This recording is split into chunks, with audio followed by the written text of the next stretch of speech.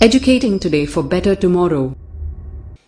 Hello everyone, स्वागत है आप सभी लोगों का। इस वीडियो में हम एक करंट इशू को डिस्कस करेंगे। करंट इशू तो नहीं, इसको आप बर्निंग इशू भी कह सकते हो।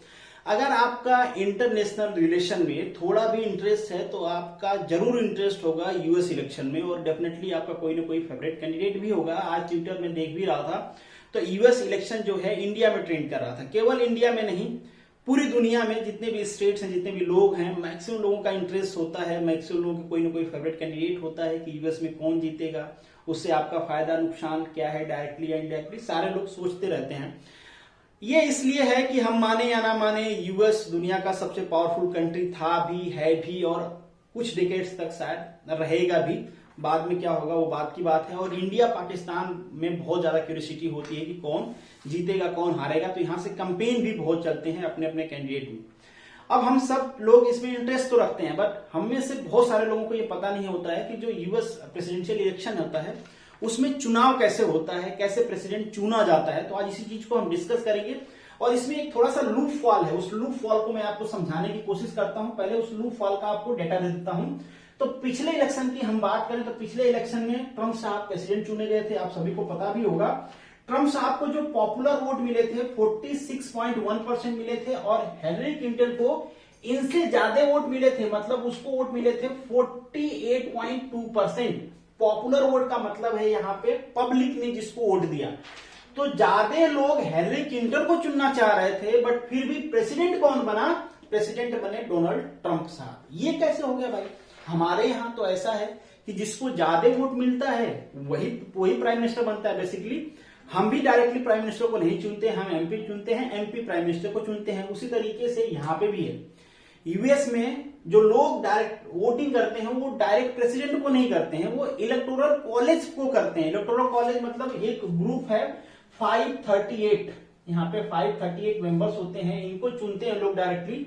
और जिसको प्रेसिडेंट बनना है उसको 270 मेंबर्स या 270 इलेक्टोरल वोट्स चाहिए। बट हम ये समझने की कोशिश करेंगे कि वोटिंग ज्यादा होने के कारण, वोटिंग ज्यादा होने पे भी हिलरी क्लिंटन कैसे हार गई। अब देखिए, समझने की कोशिश करते हैं इसको एक एग्जाम्पल से। अमेरिका की दो सबसे बड़े स्टेट्स को ले लेते हैं। एक है कैलिफोर्निया, जहां पे इलेक्टोरल वोट्स की संख्या है कुछ 55, और दूसरा ले लेते हैं टेक्सास। टेक्सास में आई थिंक है 38। ठीक है, अगर हम इसे इंडिया के एग्जांपल से समझे तो यूपी ले लो आप, जहां पे 80 है, गुजरात 26 है। ठीक है, तो हमने सिंपली कहते हैं कि जो यूपी जीत गया वो प्राइम मिनिस्टर बन गया, क्योंकि वहां पे 80 सीटें हैं, ज्यादा मिल जाएगा। बट यहाँ पे एक प्रॉब्लम है, हमारे यहाँ तो स्टिल ऐसा होता है जिसको ज्यादा वोटिंग हुई है, जिसके ज्यादा लोगों ने वोट किए हैं वही जीतेगा।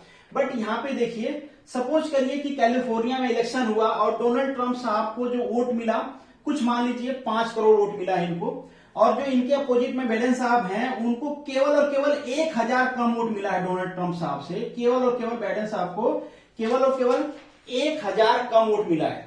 अब ये जो टोटल 55 इलेक्टोरल वोट है वो किसके पास जाना चाहिए? अब हमारे हिसाब से तो ऐसा होता है कि मतलब एमपी हमारे अलग अलग होते हैं और उनको वोट पड़ता है, जो ज्यादा मिलता है वो जीत जाता है। बट यहाँ पे प्रॉब्लम क्या है कि 1000 वोट कम हो या फिर एक वोट भी कम हो, जिसका वोट यहाँ पे ज्यादा होगा ये टोटल 50 के 55 उसके पास चले जाएंगे। भले वोट एक कम हो, 1000 कम हो, 1 लाख कम हो, 1 करोड़। सिंपल एग्जांपल यहां भी ले लेते हैं। मान लीजिए यहाँ पे डोनाल्ड ट्रंप साहब को 2 करोड़ वोट मिले, और जो इनके अपोजिट में बाइडेन साहब हैं उनको मान लीजिए 5 करोड़ वोट मिले, तो भी इनको केवल और केवल 38 इलेक्टोरल वोट्स मिलेंगे। हालांकि यहाँ पे जो वोटिंग डिफरेंस है, वोटिंग डिफरेंस का मतलब जो पॉपुलर वोट है, मतलब जो लोगों ने वोट किया है, ज्यादा लोगों ने वोट किया है बाइडेन साहब के फेवर में। बट स्टिल क्या होगा, यहाँ पे जो टोटल 38 सीट है वो जाएगी किसको? बाइडेन साहब को।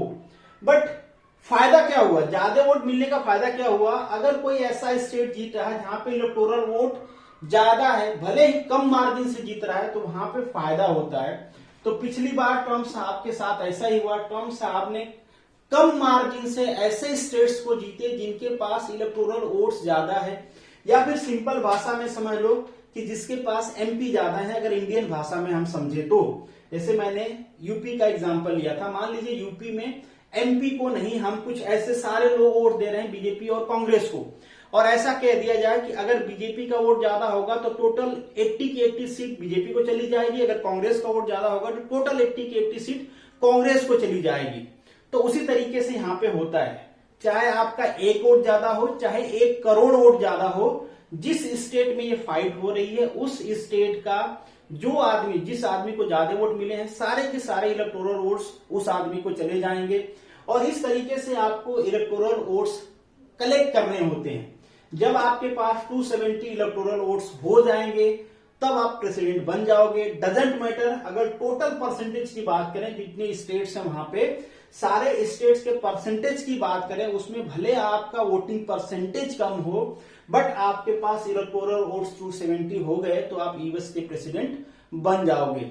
तो बस इस बात पे मैटर नहीं करता है कि ज्यादा लोगों ने किसको वोट किया है, ज्यादा चीजें इस बात पे मैटर करती हैं कि जिस स्टेट के ज्यादा इलेक्टोरल वोट्स हैं वहां पे जीत किसकी हो रही है, भले ही वो कम मार्जिन से जीते। ऐसा कोई रेशियो वहां पे डिफाइन नहीं है कि कम मार्जिन है तो इलेक्टोरल वोट डिवाइड हो जाएंगे। चाहे आप 1 वोट से जीत रहे हो चाहे 1 करोड़ वोट से जीत रहे हो, जितना भी इलेक्टोरल वोट है आपके पास जाएगा।